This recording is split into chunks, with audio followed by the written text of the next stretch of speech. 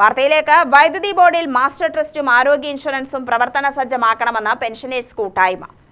സർക്കാർ ഉത്തരവ് കൊല്ലം ഒന്ന് കഴിഞ്ഞിട്ട് എന്തേ ഒന്നും നടക്കാതെ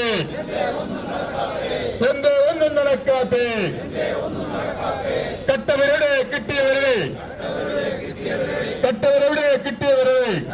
പാലക്കാട് വൈദ്യുതി ഭവന് മുന്നിൽ നടത്തിയ ഐക്യദാർഢ്യ സമ്മേളനം സംസ്ഥാന വൈസ് പ്രസിഡന്റ് ആർ സ്വാമിനാഥൻ ഉദ്ഘാടനം ചെയ്തു.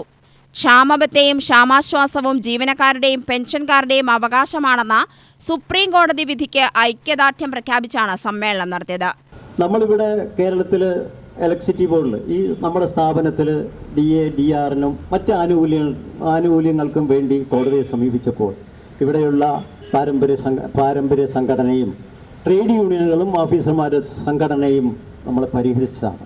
പ്രത്യേകിച്ച് പെൻഷനേഴ്സ് കൂട്ടായ്മ കോടതിയെ സമീപിച്ചു. എപ്പോഴാണ് നമ്മൾ കോടതിയെ സമീപിക്കേണ്ടത്? നിലവിലുള്ള നിയമം ലംഘിക്കുന്ന സാഹചര്യം അധികാരികളിൽ നിന്ന് ഉണ്ടാകുമ്പോഴാണ് നമ്മൾ കോടതിയെ സമീപിക്കുന്നത്. അത് ന്യായമായും കോടതിയെ സമീപിച്ചു. അത് ശരിയാണെന്നുള്ളത് കൊണ്ടാണ് നമുക്ക്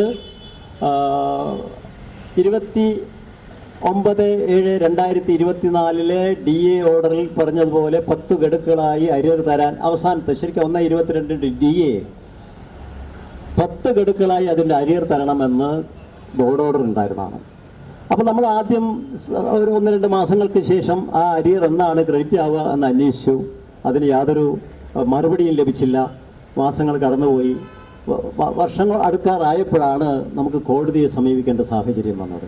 ജില്ലാ പ്രസിഡന്റ് S. പരമേശ്വരൻ അധ്യക്ഷത വഹിച്ചു. ജില്ലാ സെക്രട്ടറി അബു ജോൺ, ഭാരവാഹികളായ K. Shanmughan, Radhika Nair, C. Jayaram, advocate Shanthadevi, CM Abdul Samad, R. Krishnakumar, KV Sivadas, Sreedharan എന്നിവർ സംസാരിച്ചു. UTV news, Palakkad.